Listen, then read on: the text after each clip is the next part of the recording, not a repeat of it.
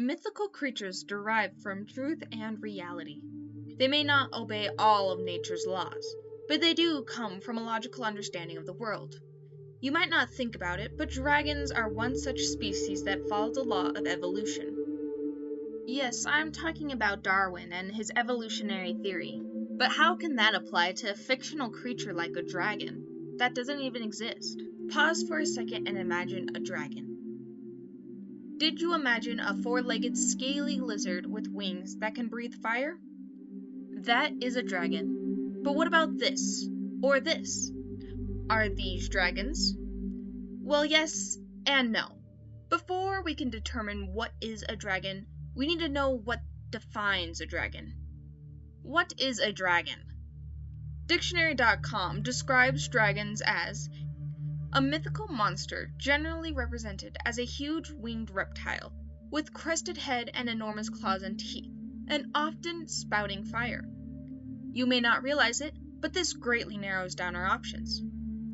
Alright, so by that logic, wyverns, cockatrice, amphiptera, and fays are all dragons. Case closed. Video over, right?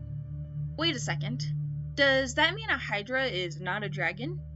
But aren't they just dragons with multiple heads? Well, to solve this, we'll have to start digging deeper. Let's start by organizing our dragons into categories. For this, we're going to need to know some dragon terms. First, we have drake, and aside from being a male duck, simply translates to dragon. But most depictions of drakes are wingless dragons, so we'll stick with the general description of wingless dragon. Next is wyvern, which is described as a two-legged dragon.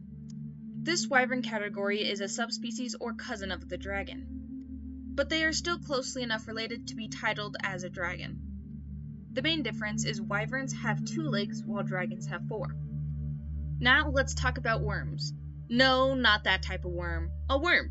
This less popular dragon is usually represented as a massive snake rather than a dragon.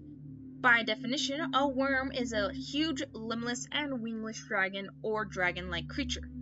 Dragon-like is the key phrase here. Remember our definition of dragon? A big winged reptile with claws and teeth. A worm does not have wings, so it's not a dragon. Worms are their own category, the worm category.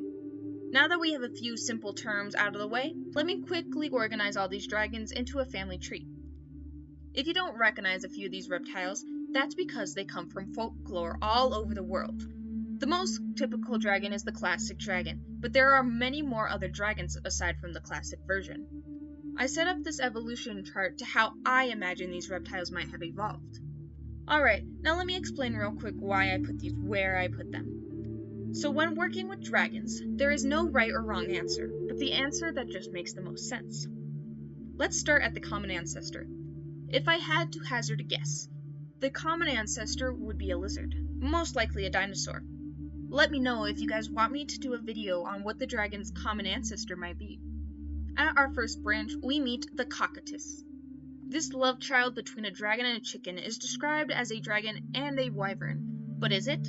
This creature actually hits a lot of our key points, wings, legs, and claws, but it misses one thing, fangs. Most depictions of cockatoos don't have fangs, making them not a dragon. But if the cockatoo is represented with fangs, then it will hit all of our points and be a dragon. Now I was considering placing the cockatoo next to the Quetzalcoatl, because they both have feathers, but the cockatoo has too many similar traits to dragons to justify it moving. Now let's go on to our second branch. This is where the dragon splits into a drake. This line includes all of our wingless reptiles. By dictionary.com's definition, all of the dragons on this list are not dragons. Yes, this includes the hydra. This drake family is more like a cousin to the dragon, but the further down the line you go, the more distant they become. It's sort of like dogs and foxes. They are closely related, but they are not in the same family. The drake and wyvern family are very closely related to the dragon, but drakes barely miss the qualifications. That means everything on the drake branch is no longer considered a dragon. If you guys like the commentary so far, please remember to like, comment, and subscribe. Now if we keep going up, we hit our next branch. This is the wyvern line. These dragons have wings, are reptiles, and have claws and fangs. And yes, I said dragons because this line is classified as a dragon. It's very likely that wyverns and dragons would be able to breed together because of how genetically similar they would probably be. If we go up one more time, we hit the Fae, or also known as the fairy dragon. The Fae is by far the closest related dragon, the main difference being size. But there is no size qualification for being a dragon. So yes, this is a dragon. Now that we have gone over the family tree, let me organize these dragons on a simpler chart. Here's our two categories, dragon and not dragon. Wow, that's a lot of fake dragons. Huh, that's weird. How come the media has been telling me hydras are dragons if they're not? The lung dragon literally has dragon in the name, but it's not a dragon? Well, it simply comes down to this being a pseudoscience. I can make predictions and hypotheses all day, but in reality there is no right answer. So now that we decided what a dragon is, what a dragon is not, and a hypothetical family tree, tell me, what do you think? Is your favorite dragon even a dragon? Or is it something completely different? Do you disagree with my family tree?